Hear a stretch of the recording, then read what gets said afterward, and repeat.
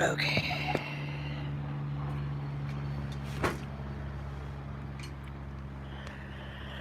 Alright. So, what have we got going on this morning? Just turn that off of there. I was trying to use this, but then it didn't let me. Alright, so.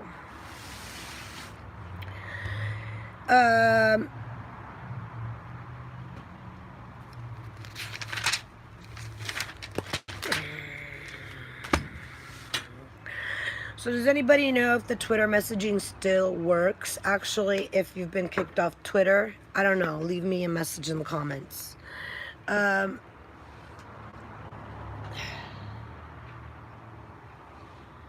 isn't this very bad? A better lighting. Maybe I need to go over here. Okay, so what did you guys think about the new Amber Heard situation where she's like making the rounds on the Today Show? For me, I feel like she's not really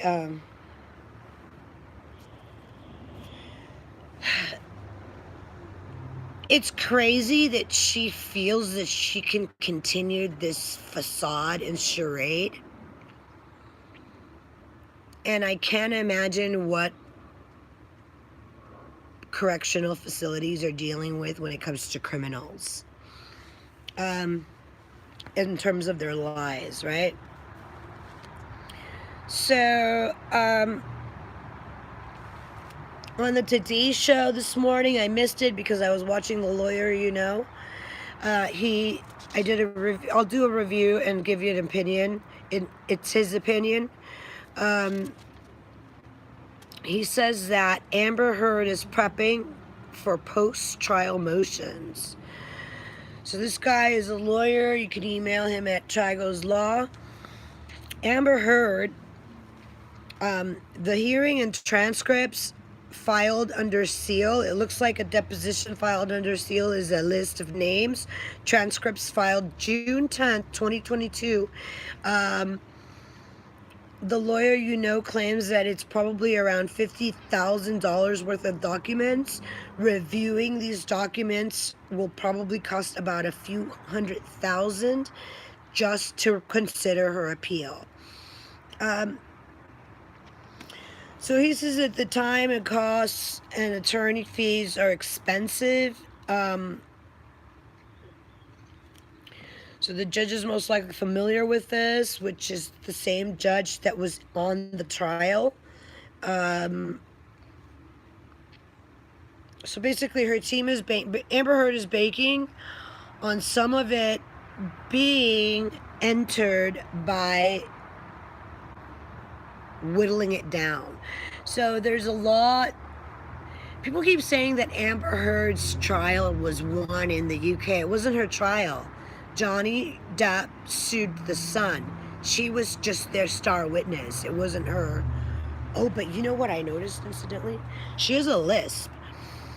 So there, on this morning or yesterday's clip of the new interview coming on over the Channel 4 Today Show airwaves, she says a word and she has a lisp.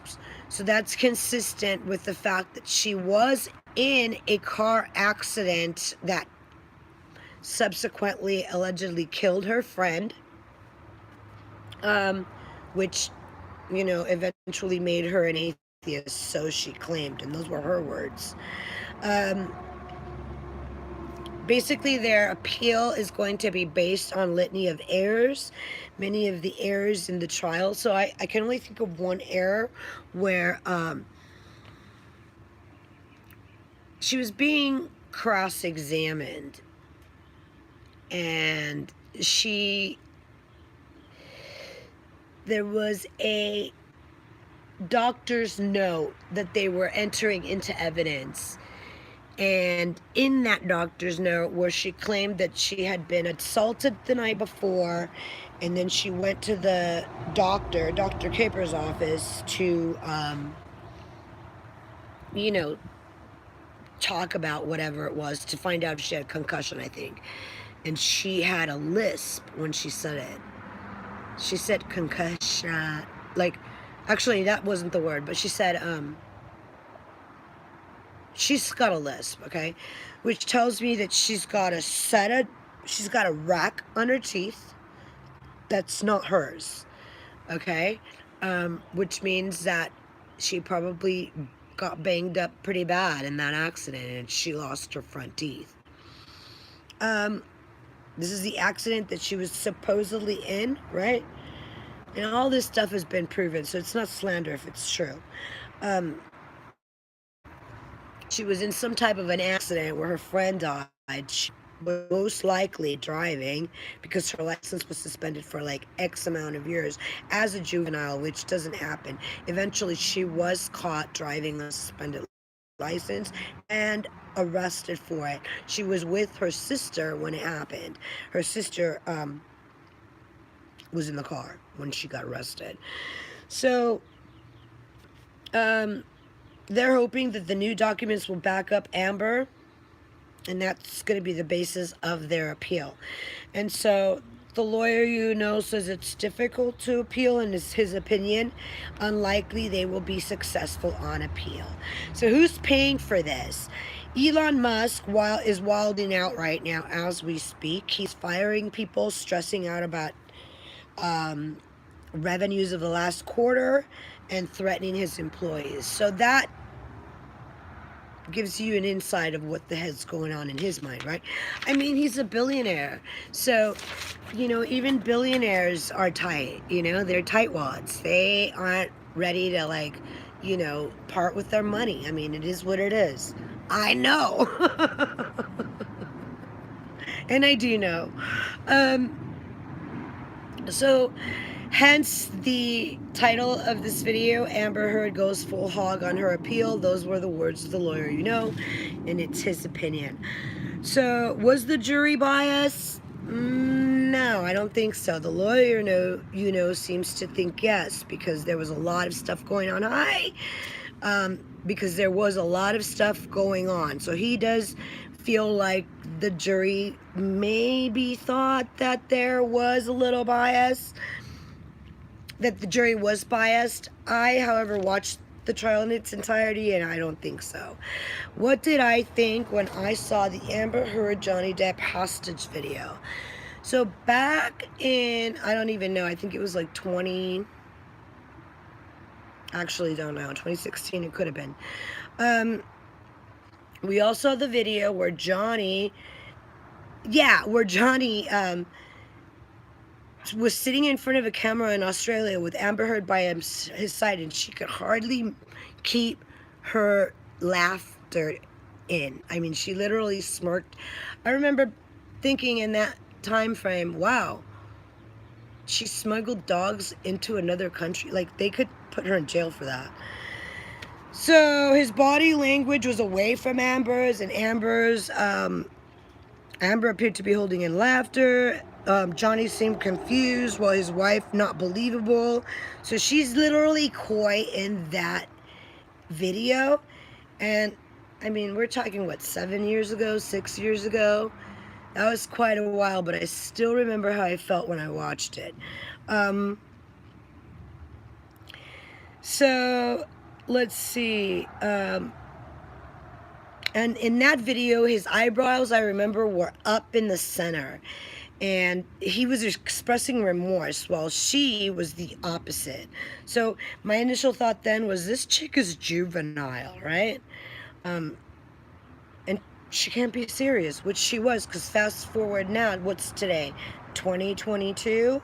And this happened in 2016? I mean, So what are my thoughts right now? I think that she looks to be scrounging. I don't know what kind of repercussions she has been made aware of and has now understood there will be some form of fines, jail time, etc. She has a history of exhibiting disregard for laws per her suspended license as a juvenile for whatever she did that caused that. Someone died, apparently. She speaks on it, says she's an atheist for that reason. Her very best friend, quote unquote, died in a car crash, quote unquote. She doesn't say she was driving, but it's not slander if it's true. She doesn't say she was driving, but she was driving per the court documents. So we know this because it's in black and white, right?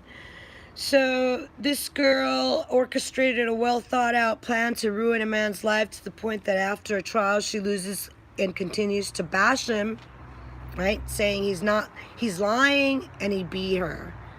So is she nuts? I don't know. Can she appeal? She just filed papers on June 10th telling us that she's gonna appeal. She filed a bunch of stuff under seal. The lawyer, says if there's going to be a second trial, someone asked, he said not likely. So, in the news also, why did Lily Rose stay quiet during the trial? Amber Heard's minions on Pop Juice. So that's another channel that I watch. Not really subscribed to simultaneously, just click on here and there, and they have a new video out on the Johnny Depp daughter situation, and I guess he made a painting of Lily Rose, and across the painting it says silence, exile, cunning. Apparently she kept her mouth shut during the trial, and everyone's trying to say that the reason that she kept her mouth shut was because Amber Heard made her, but that's just clickbait. So Megan Fox has a new video out. It's called "The Amber Heard Attention Tour Begins." So I don't know, guys. Tell me what you think in the comments. I finally put a toner in my hair. I did a good job, actually. I have to do it again. But I'm going to condition my hair for the next couple of days, maybe a week, before I go ahead and put some more bleach in it. I appreciate you guys coming back. Thanks for watching. How do I even comments are? Some chat messages such as potential spam may not be visible. All messages are visible. Okay, let's do live chat. Oh, hey guys. Right on. Hi, Tennessee Rose. That's a beautiful name. Do you think she'll do any time? I don't know if she'll do any time. I don't think so. I feel like she's hurrying up to file an appeal because she knows she's in trouble.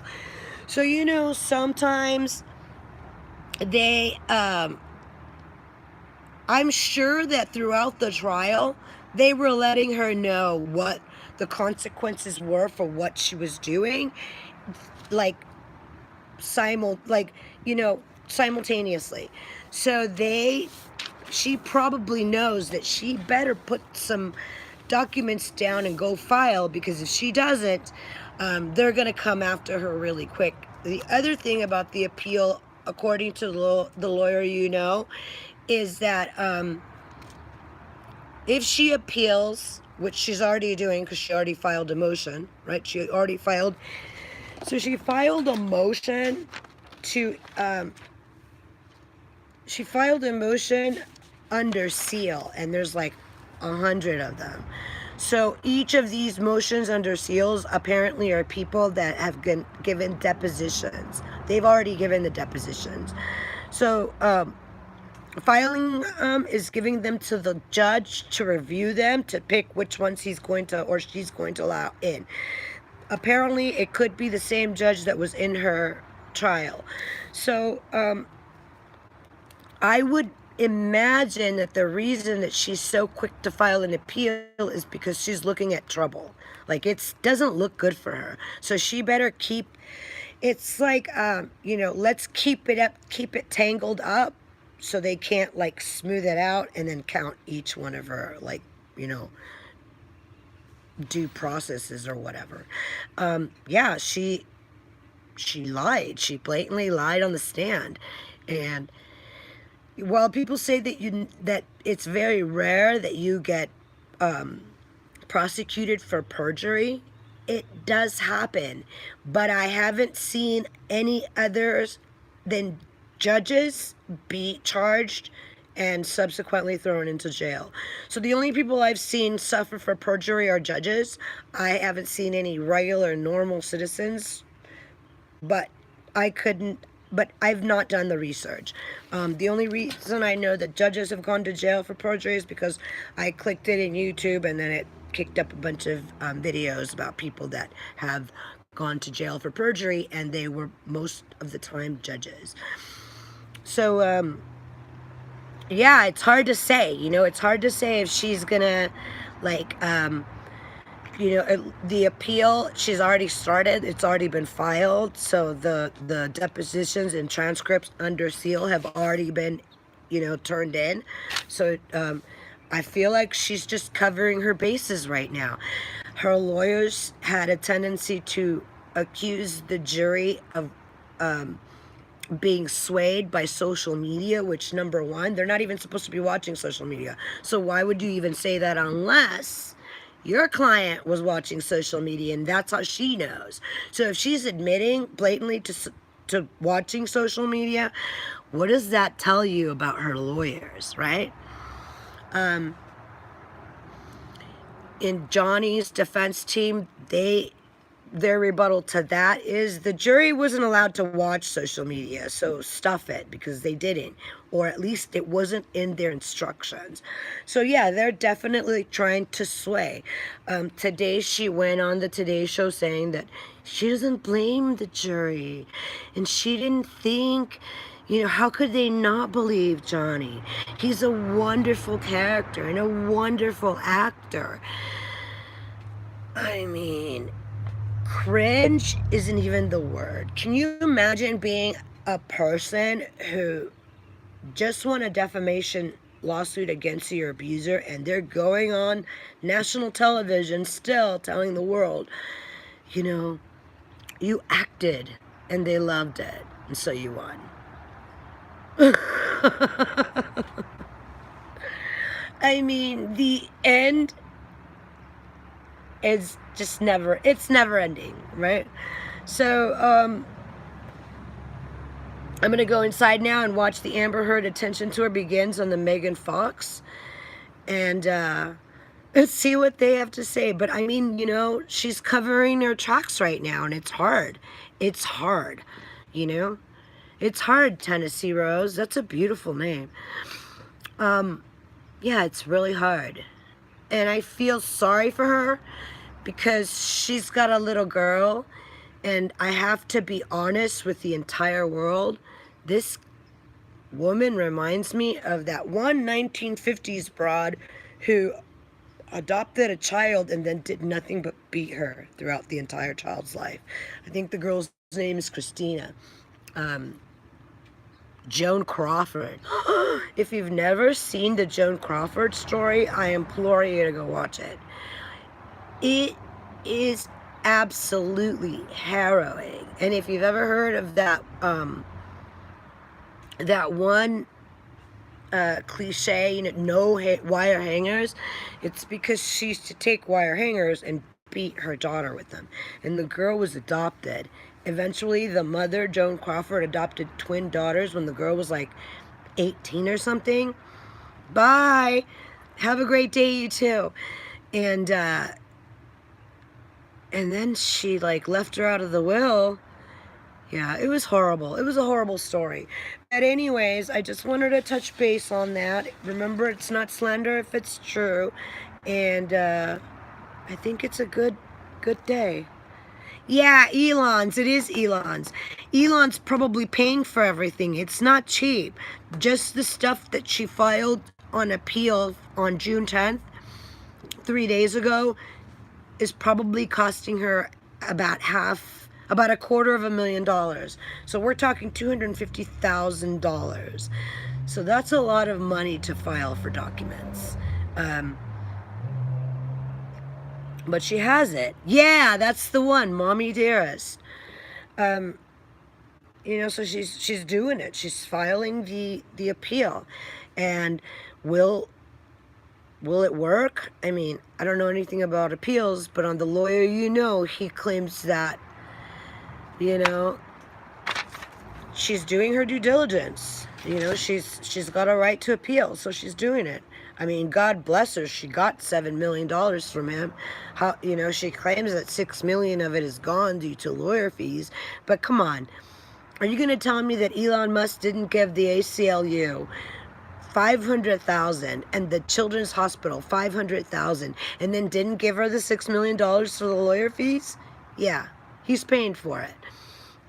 Incidentally, Elon's not having a good time right now. He's firing people and complaining about revenue. You're a billionaire. Something's up. He's either pissed off that he's got to fork the money out, or he's pissed off that he's got to fork the money out.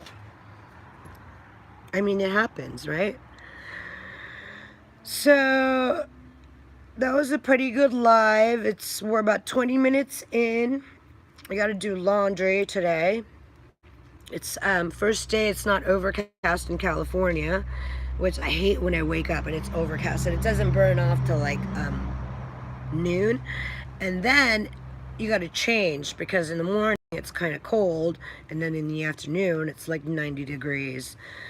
So right now I'm wearing long sleeves because when I woke up at 6 in the morning it was cool out. So I was initially wearing a sweatshirt, and that's why I have so much laundry, you know? Laundry sucks. You shouldn't have to wear so many different outfits throughout the day in the summer. It should just be one. Get up, wear your swimsuit, keep it moving. But I'm 51 now, so I can't really do that. Thanks for hanging out with me, Tennessee Rose. How are you?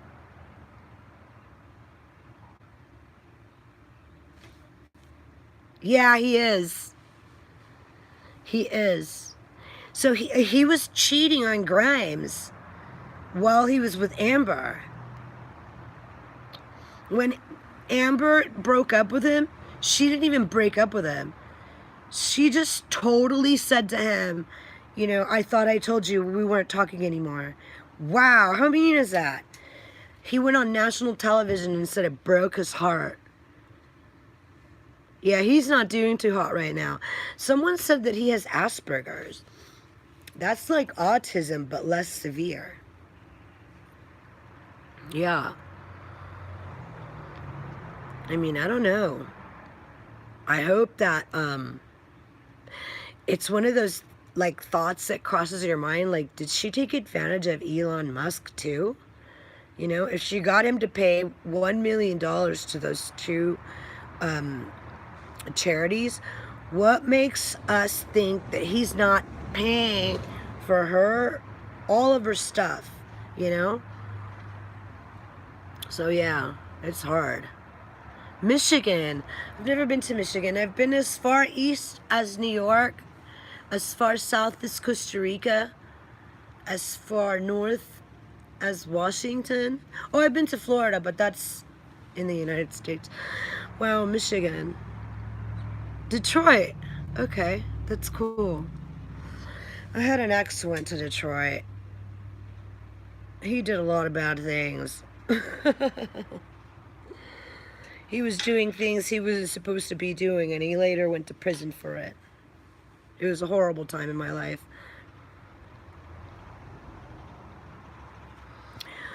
Yeah, I think he said that, I think he went there to pick up a Cane Corso. Yeah, Amber's a very jealous girl, and doesn't she give off manly vibes? Like, there's one clip of her, and her and Johnny are walking the red carpet, and she takes Johnny's face in her hands like a dude would take a girl's face in his hands, and she like pushes his face onto hers, and she like kisses him, and that's very manly to me. Something that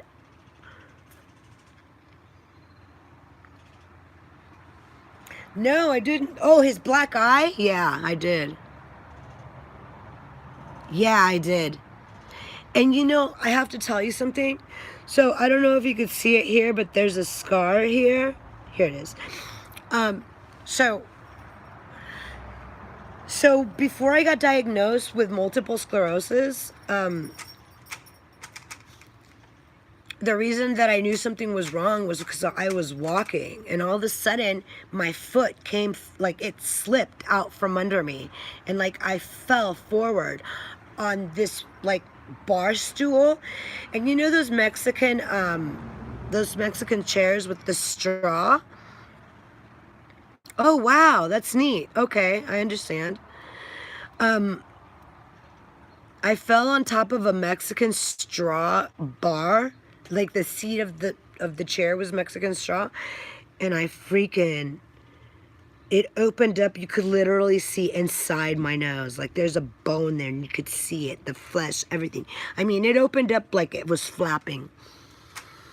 And I was devastated because I knew that something had happened that wasn't normal, right? And I had a black eye. I had 2 black eyes from that. I hit my nose here, and then I had black, right? And it was there forever. But that's not all of it. When you hit your face like that, the trauma behind it is unbelievable and unreal. Like you literally feel like your life has ended. Like your old life is gone. Your new life now has a giant gash on your nose, right? Yeah, she is manly. When that happened to me, I knew something was wrong, but never mind that. When I saw those pictures of Johnny, I immediately had flashbacks of the day that I fell flat onto a chair where the straw cut my nose right open. I don't know if you could see it. And I was a very vain person, right? Like so vain that when I fell on my nose, I thought, oh my God, my life is over. Like as I know it, it's over. Like my life has ended. The week before that, I had gone to work, and I was working at a nightclub, and I had worked there for so long that I had so much clientele that I was walking out of there with $1,000 a day.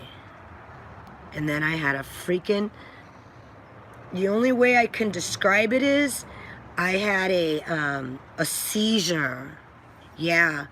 And I was walking through my hallway and out to where it opened up into the fireside room, and I had these 2 chairs up against the wall that were bar stools with that straw, that Mexican straw over the seating.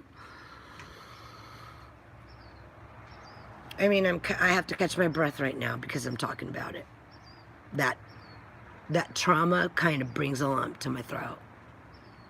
So when I saw Johnny's eyes, I was like, oh my God.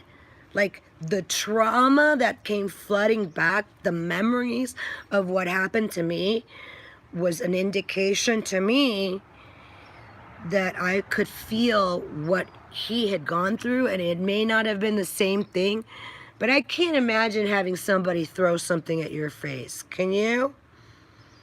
Can you imagine that? Because I can't. In my case, I fell, and I was devastated.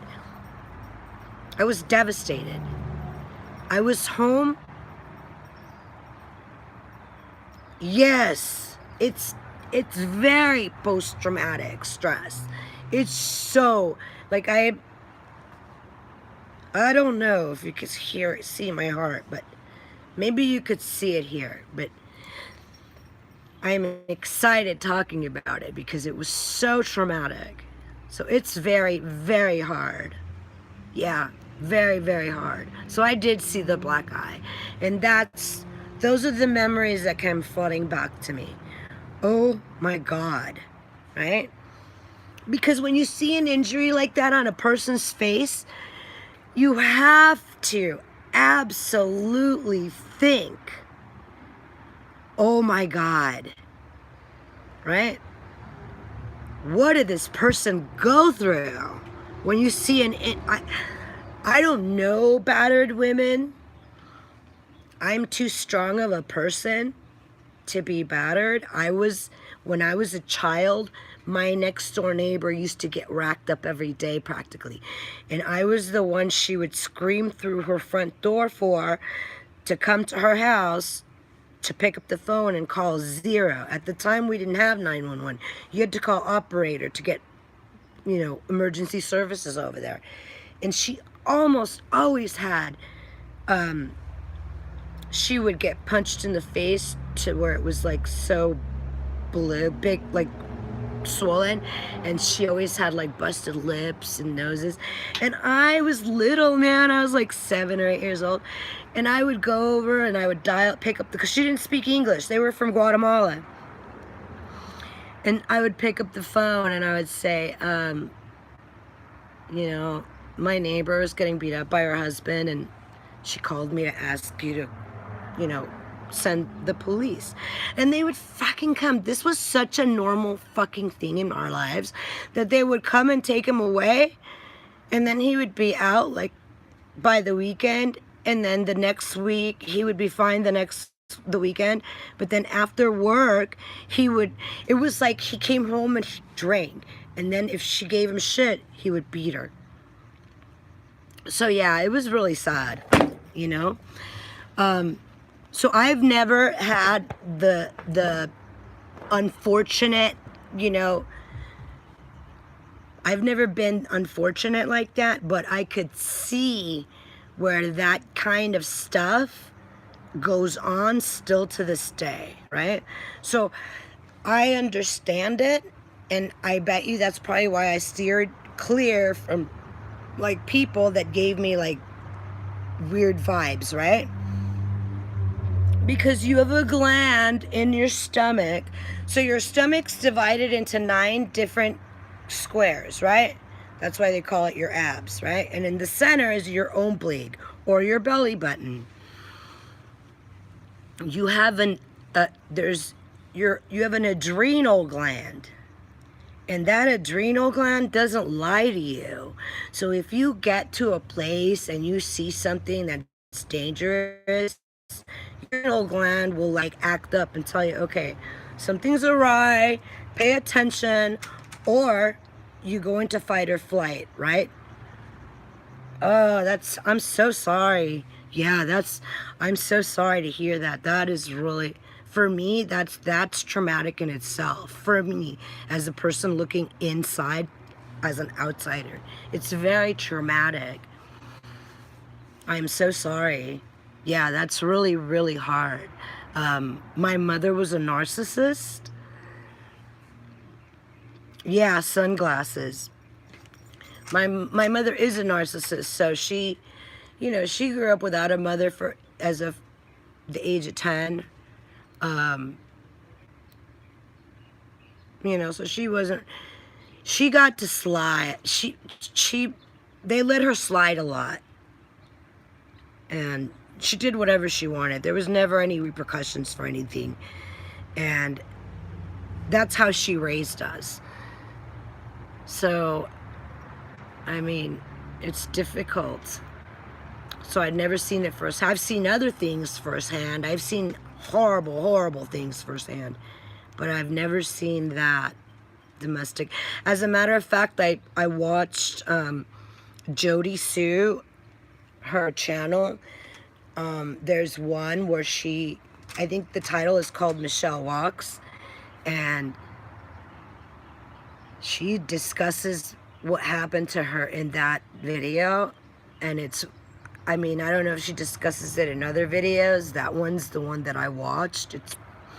I'm gonna say roughly 3 hours long, and she talks about how devastating it was for her to live with her ex-husband or whatever.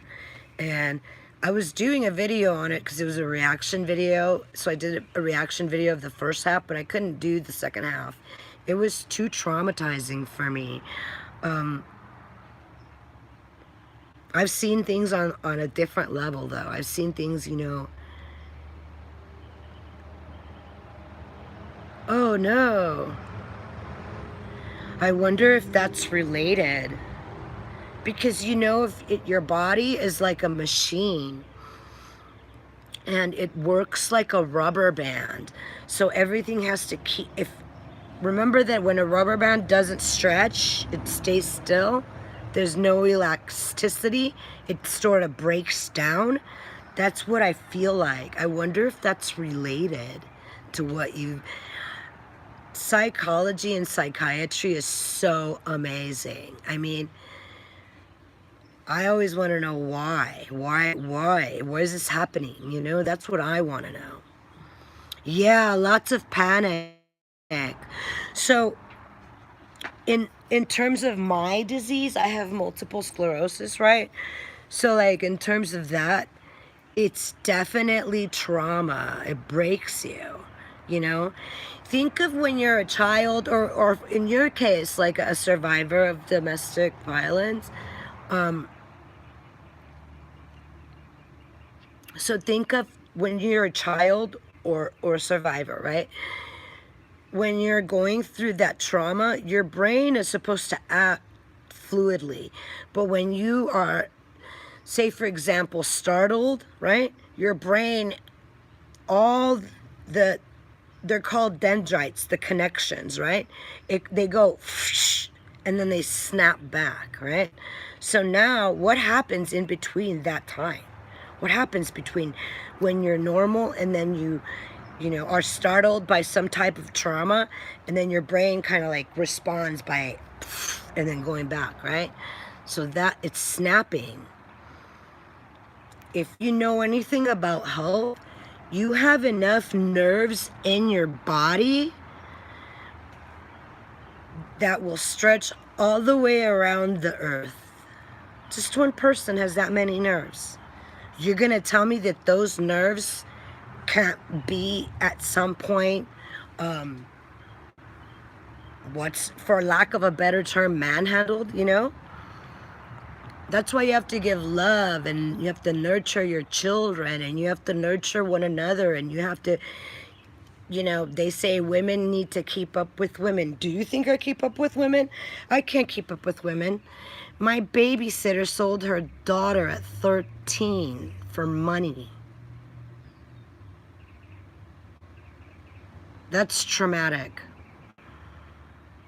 I don't have any friends. I don't trust them. Is that a problem for me as a person? Of course. It doesn't make you normal. It makes you few and far between. You don't ever want to witness that. So yeah, it is traumatic. Yeah, why? Why? It's traumatic. It's hard.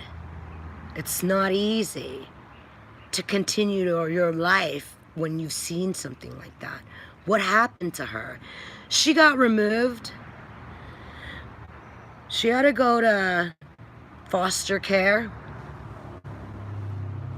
I didn't see her again till she was 15. She had 2 kids by then. Still in foster care. Yeah, it's hard. Trauma is really difficult. And not nearly enough people talk about it. Yeah, it's called fight or flight. I'm not the type of person that sticks around when the voices start to elevate.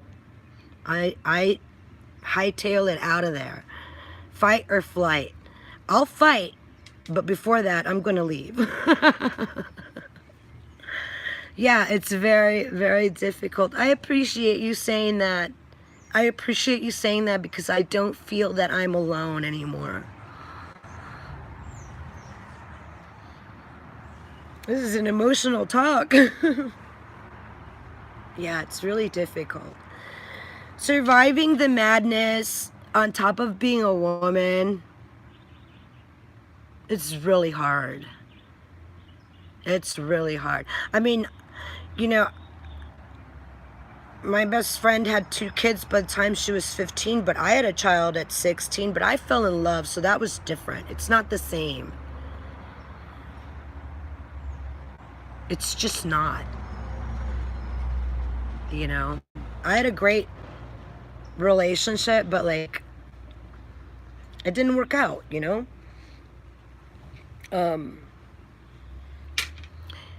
Yeah, my relationship with my son's dad didn't work out, and I had to fend for myself, you know? And so when I went out to fend for myself, you know, I was able to take care of things, but the trauma doesn't go away. It's there.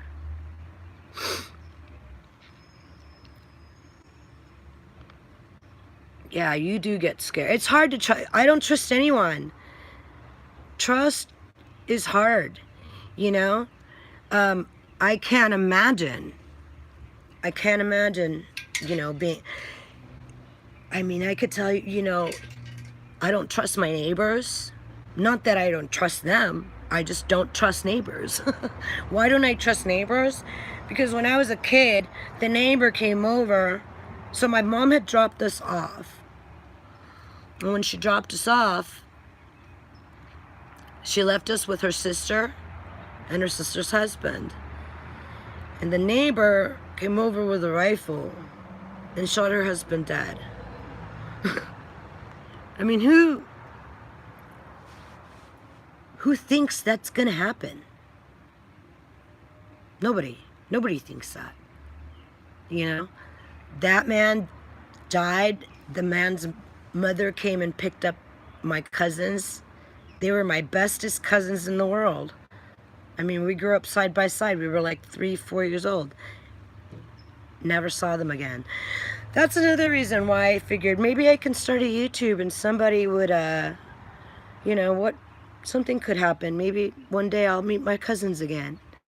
Maybe someone will say to them, hey, I heard this story where this girl said this.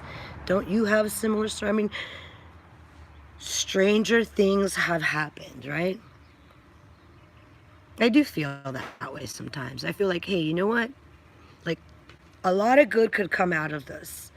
You might find your long-lost cousins. You know? Sometimes I even think stupid shit, like Ben Affleck. Maybe he's my long-lost cousin, because he's got a brother, and I had two cousins that were brothers, right? Or I see Matthew McConaughey, and I'm like, maybe he's my cousin. You never forget your cousins are your first best friends ever. You just don't. You just don't. And that's hard. Hi.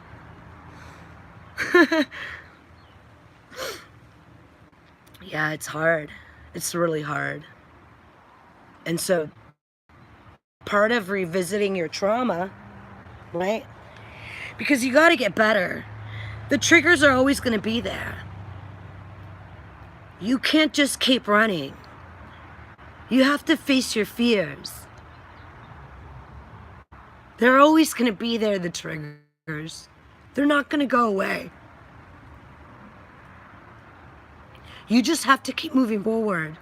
And you can't let it affect you anymore.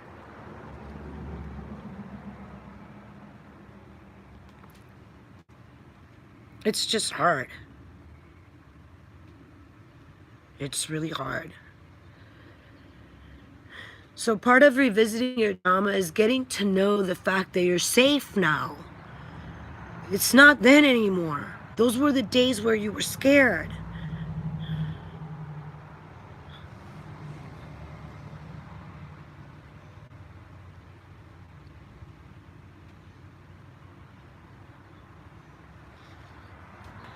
You can't stay in your house forever.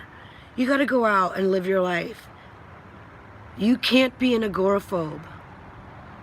Your life will pass you by. You have to get out there.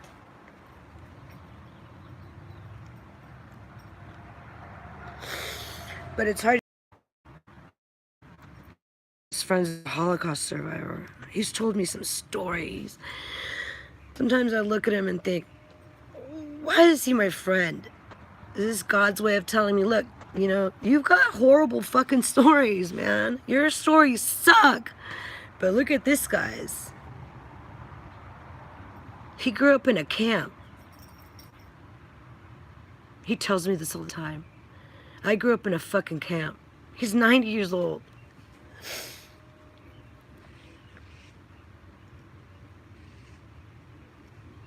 He's been my best friend for like 20 years. He used to own the clubs I worked at. He called me a shark. He would say, you just fucking come in and then fucking leave. And I'd laugh and say, yep. That's the way to do it. You fucking get in there and get your shit and get out. But I still wonder, why did I wind up in a strip club? What the fuck was wrong with me? I wound up in a strip club because I didn't need no babysitters like the one I had. Yeah. I didn't need that. I needed to have my son go to his dad's on the weekend so I could go to work. I needed my son to go home to his dad's on the weekend because I only worked 3 days a week. Friday, Saturday, and Sunday. That's why when I came in, I did my work and then I left. I didn't party with people.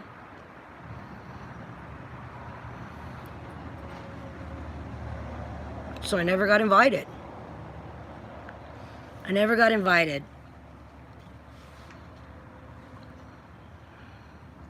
Every girl that walked into that fucking place, I would size up.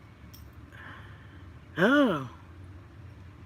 This girl is a University of Southern California alumni. Right? I was a high school dropout. This girl looks like an actress. Yup. She's gonna make it big and you'll see her in movies all the way down the line. This one's going on The Housewives. Those 2 are going on Those Housewives. Those 5 are going on These Housewives. And it's not even talent.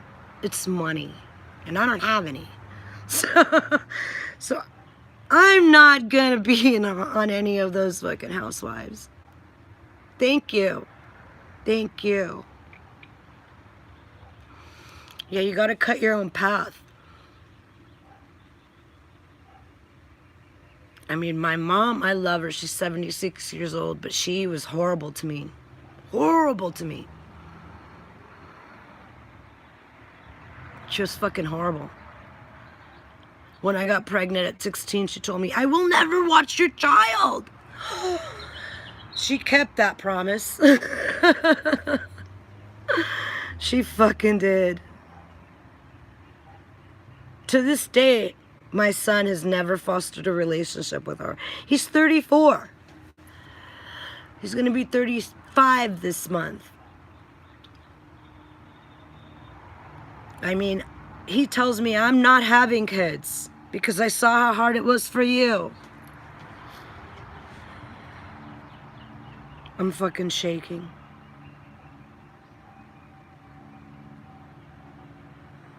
I'm fucking shaking.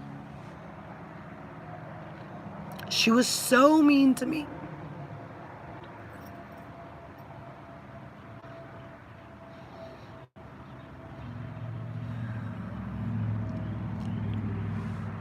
I'm so fucked up. PTSD for real.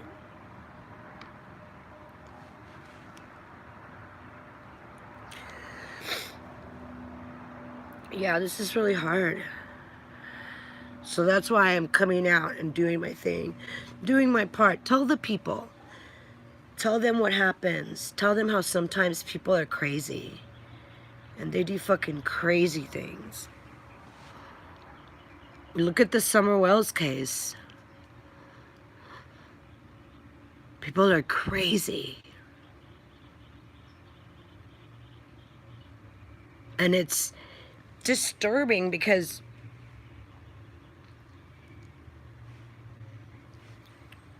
it's disturbing.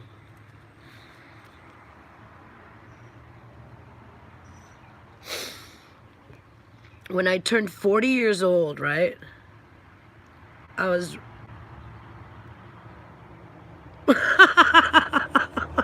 That's funny. Yeah, that's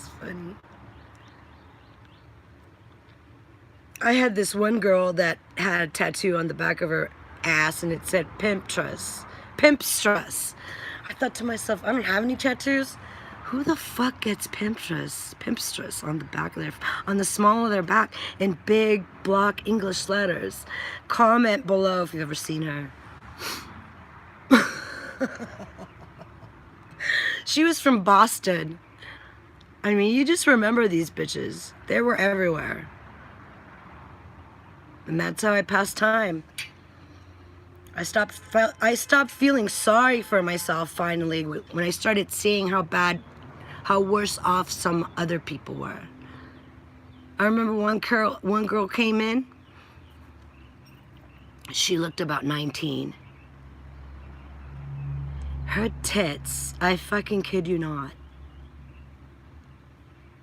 were down to her fucking, like, by her navel. They were fucking huge. Big old, and they were real. Black girl. I remember thinking, oh my God.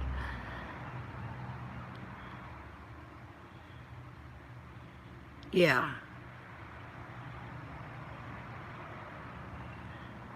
It was all kinds. Some girls wanted it, other girls didn't. Some were sisters, one wanted it, the other one didn't. The one that wanted it was usually more successful. The one that didn't usually sat in the corner and kind of cried about it.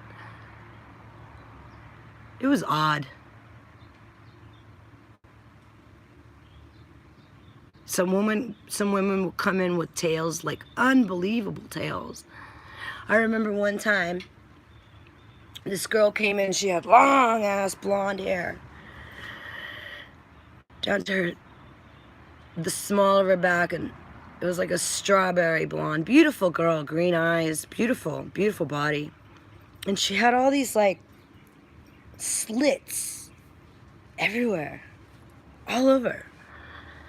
But they were healed, like cuts, but they were healed. And they weren't just cuts, they were like, and I remember thinking, what the fuck happened to her? So I asked her, what happened to you? Because we were naked, right? She was, oh, I got stabbed when I was 7 months pregnant. And I lost my baby. And I was like, holy mother of God. Are you fucking kidding me? She was like, no. I thought, oh man. I mean, we used to have to clean ashtrays at the end of the night. And there were these mirrors everywhere.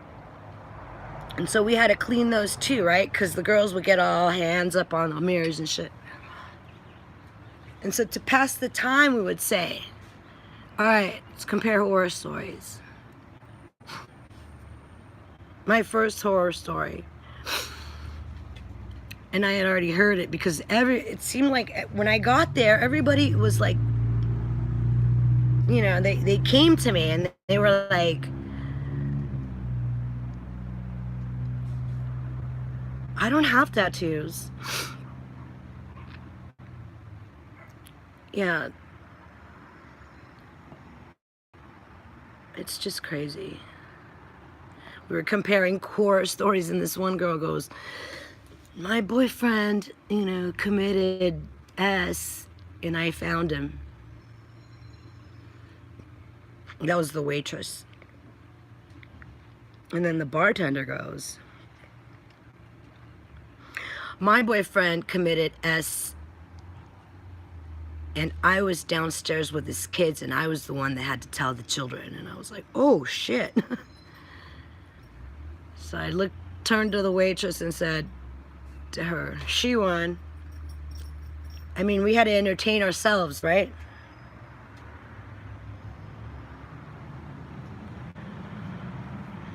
Yeah, when I was 40 years old, I thought, you know, let me get out of this business. So I pay the 15 grand, right? For a class to become a medical assistant. So I signed the fucking paperwork. You know, it's a student loan, whatever, right? They're gonna give me 10 years to pay it off. Then I go to tell my mom, hey mom, I'm going to be a medical assistant, just like my little sister. My little sister's been a medical assistant for like 25 years. She makes like almost 100 grand a year. And so I thought my mom would be fucking proud, right? I was my mom's babysitter. Me and my sister are 5 years apart. She's younger. And this is what my mom says. Who the fuck is gonna hire you? You're fucking old already. 40 years old, that makes you a fucking senile old lady. You're not gonna get a job. You're just wasting your time. I fucking thought to myself, oh my God.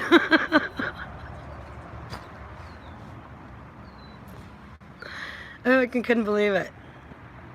That's the type of shit that people deal with, right? That would make my mom an ageist. Never mind she's a 76-year-old lady who worked at Sam's Club forever till she retired. Yeah, who's gonna hire me?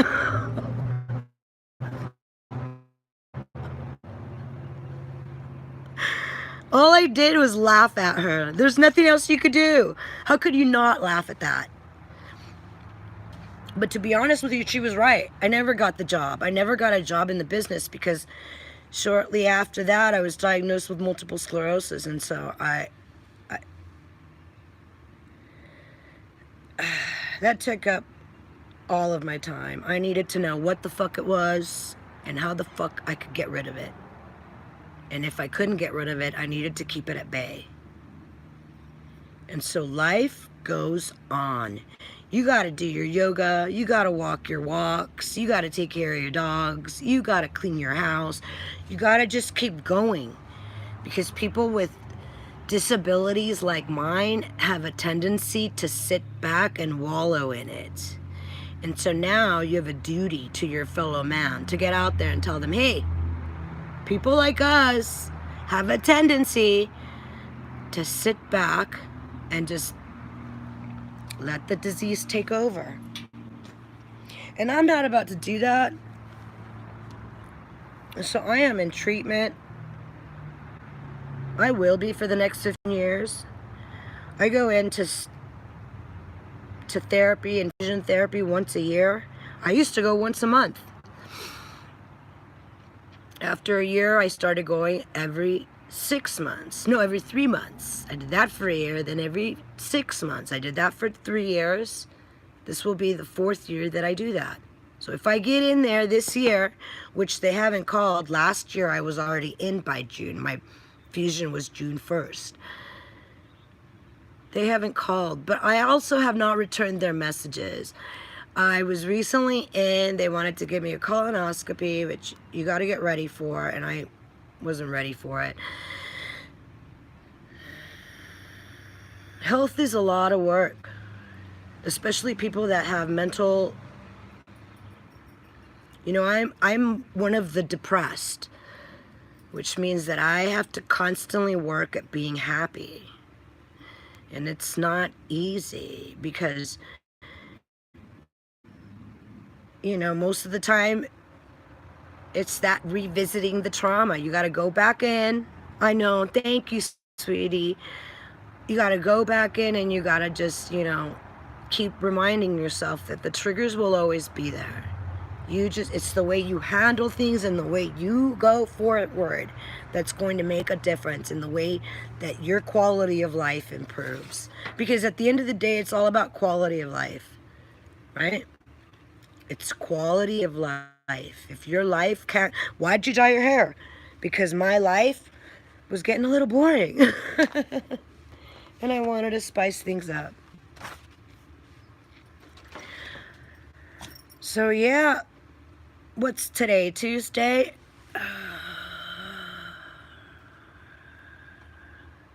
Thanks for allowing me to come on here and just be myself. Thanks for spending the time with me. I appreciate you. It's lonely. It gets lonely. It gets lonely when you don't have any friends and you don't trust people. or when people come around you and you feel like they've got ulterior motives. And I'm not well. If I was well, right, I would be telling you so. I'm a work in progress. For me, every day is different. I own the day. I do whatever I want. I'm retired. My husband loves me.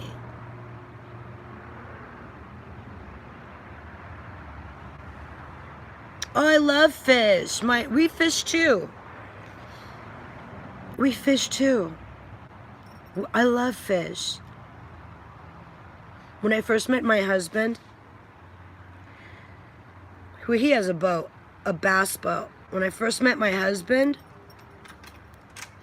the boat all the way to Washington. We took the boat all the way up to Mount St. Helens. We stayed up there in Silver Lake. We took the boat on the Willamette and every lake from here on up into Washington. I mean, we really spent quality time together in those days. We've been together 20 years.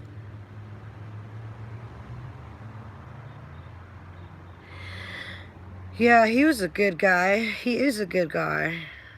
Glad I met him. Fishing. Where do you fish? Oh, well, you're in, what, Detroit? No, Michigan. Michigan has lakes. I guess it does. I have this beautiful map in my garage. It cost me $400 when I bought it back in the 1990s. The day I bought it, the world went into a war in Sarajevo and the entire map was worthless. I didn't know that. I didn't know that, like, a war would change the landscape of countries. That's the first thing I learned from buying a map, right? Yeah. That's how that was one of the first lessons I learned in, like, buying things. You just paid $400 for a freaking map. Thank you. And then the war broke out in Sarajevo, and then the map doesn't look like the map anymore. So what have you got going on today?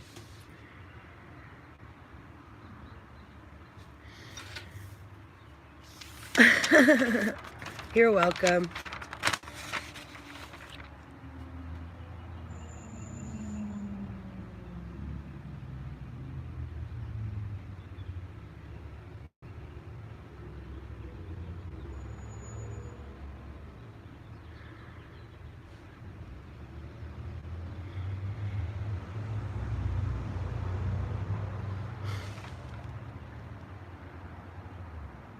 Yeah, it feels good to talk to someone. Gets lonely. What is that? Well, whatever it is, I just killed it.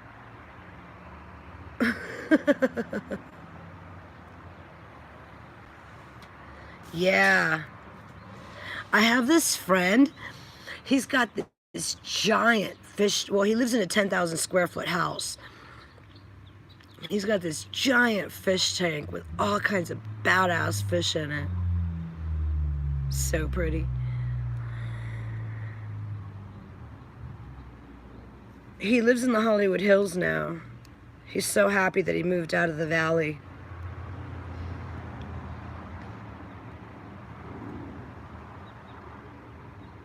He's my friend, the Holocaust survivor's dad. They used to own the club I worked at.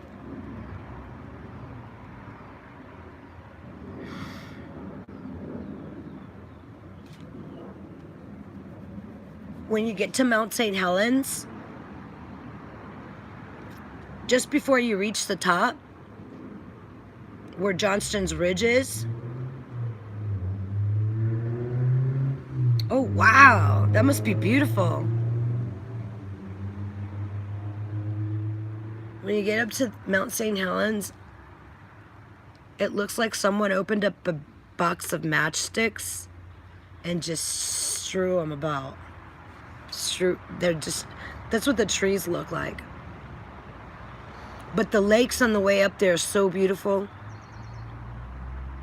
Amazing. Yeah.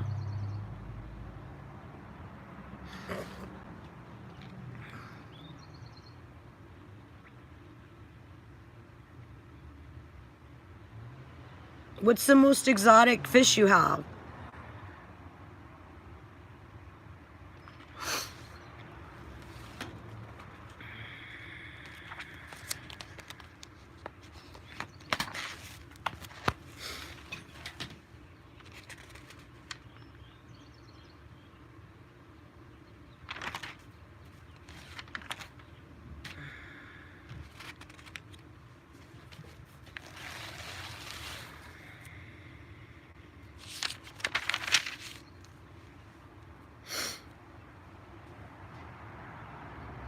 Okay.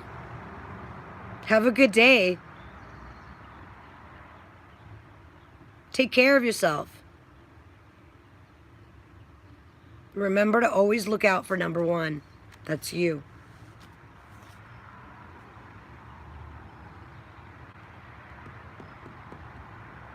Thanks for watching.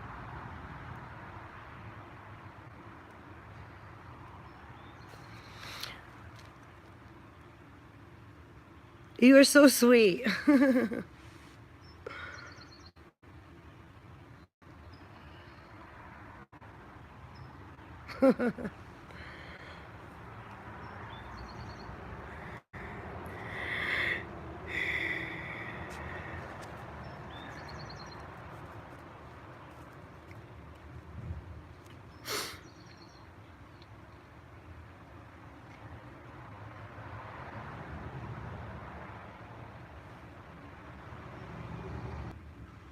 Yeah, I'll go over to his house and show you it.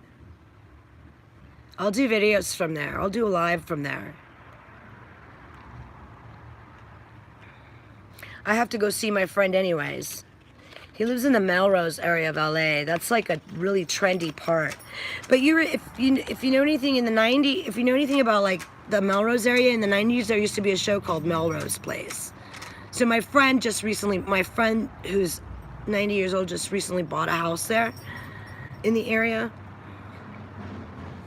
And he's so funny. He's an elderly man, and he's like, I'm gonna redo it. And I'm like, you're gonna redo the house? He goes, yeah, I'm gonna redo it. And he showed it to me. He's like, I'm gonna do this here, and I'm gonna do that here, and this is gonna look great and different once I'm done. And I'm like, you're 90 years old and you're refurbishing a house? And he was like, yeah. The house it was built in 1930. He's so great. Oh, it's really getting hot out here, so I know you're getting ready, but I'm gonna have to say bye because I gotta go in. And my husband listens to the TV really loud, and I can't, I keep getting copyrighted.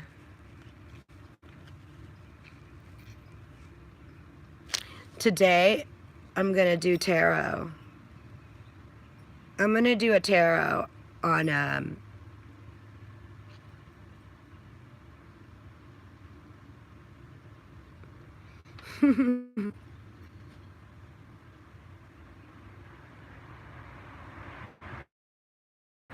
how sweet.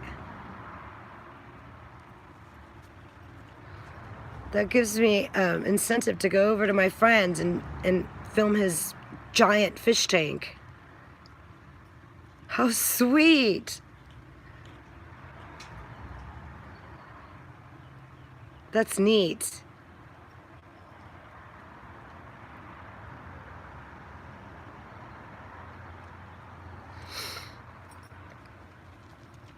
I guess fish are easy to take care of, huh? Yeah, I bet. That would be the same, yeah. Those are your dogs.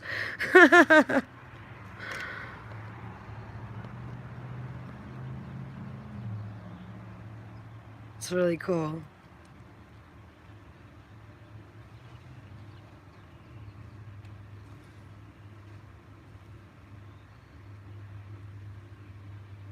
What time is it there? Like 3?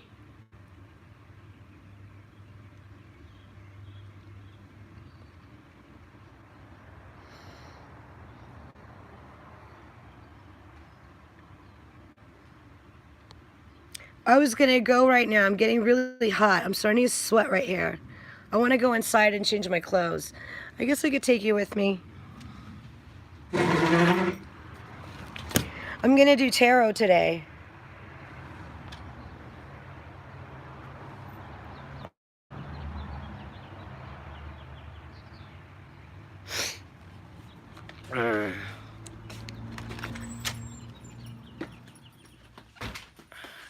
Did you know that Audible has free books? All you have to do is log on and you get a free book, a free audio book. I did this free audio book. It was called, it was that one new, it's a movie with, so, free, or I signed it. Oh my God, my front door. What the heck? So let me just find a shirt. What kind of an appointment do you have today?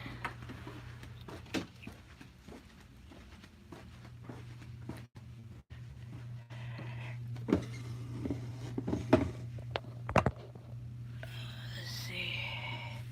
I gotta change my shirt.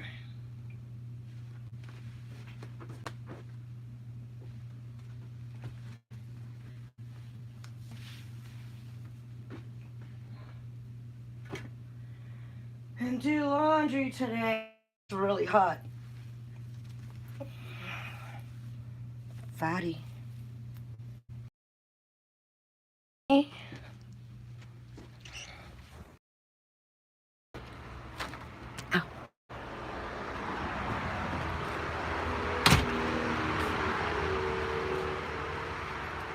Hi, Manny.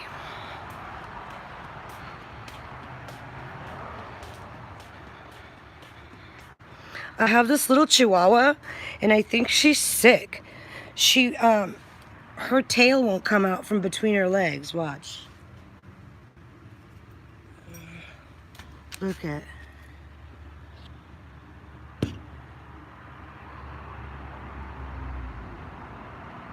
See her tail? I feel like she's sick.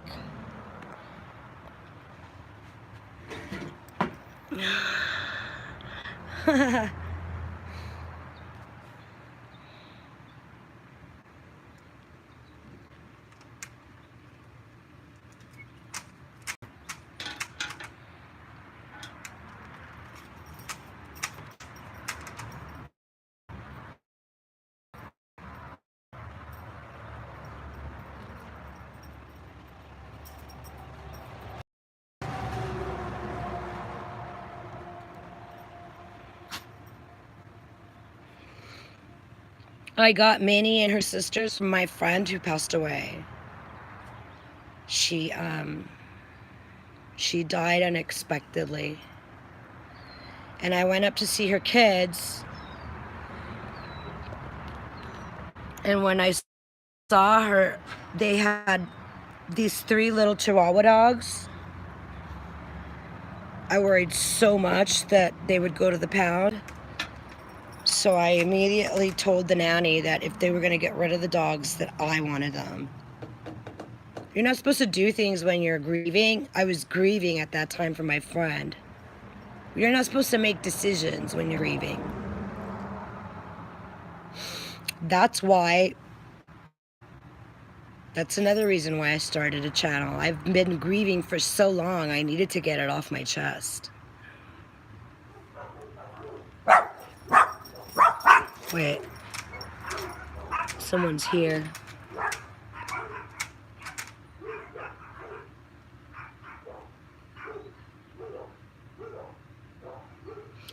Yeah, it's hard when you miss, I miss the camaraderie of the women, right? I miss being in a room with a bunch of women that you didn't have to pretend. I mean, it's not always like that.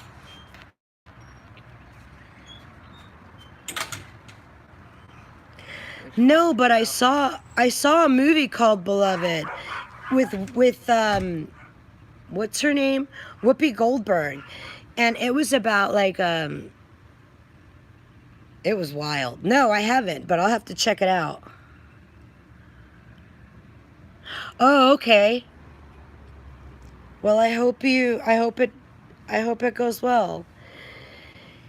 You know, half the battle is showing up.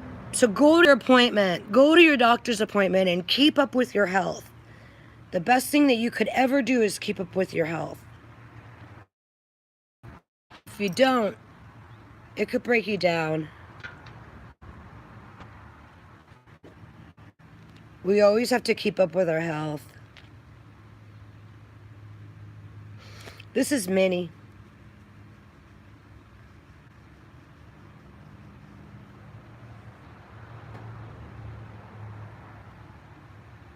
She used to belong to my friend too.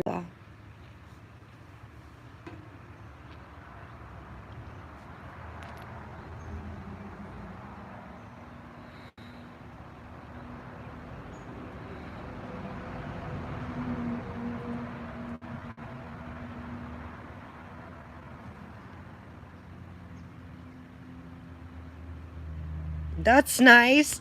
Always gotta be prepared, right? I haven't been to the beach in like a year, and I still have a towel, a beach umbrella. Yeah, she's not feeling well. I don't know what's wrong with her. She slept late today, which she normally doesn't do, and then she just wants me to carry her.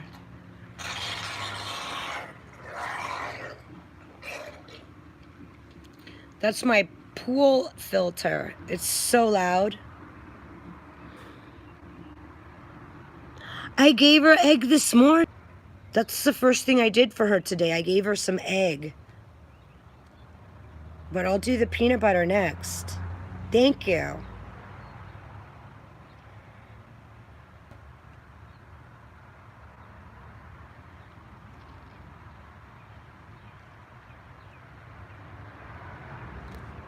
I better get to my laundry now. Uh-oh, my battery's going out. Thanks for hanging out with me, Tennessee Rose. I hope to see you again. I see there's 3 people in and now there's 2. That's okay. Y'all come back.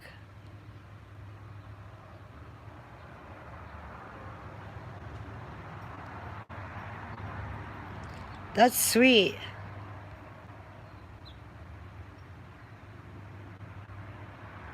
So Shar-Pei, we had a Shar-Pei when my son was a baby, we had a Shar-Pei. His name was King. They have the tail that goes like this. Sweet dogs. Thank you.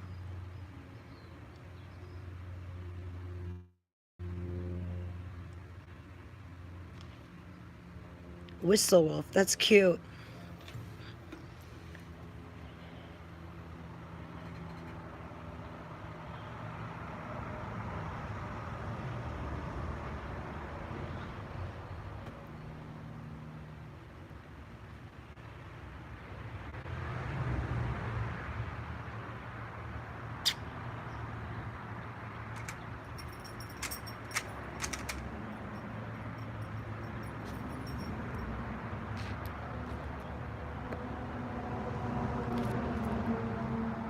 I'll see you later, baby.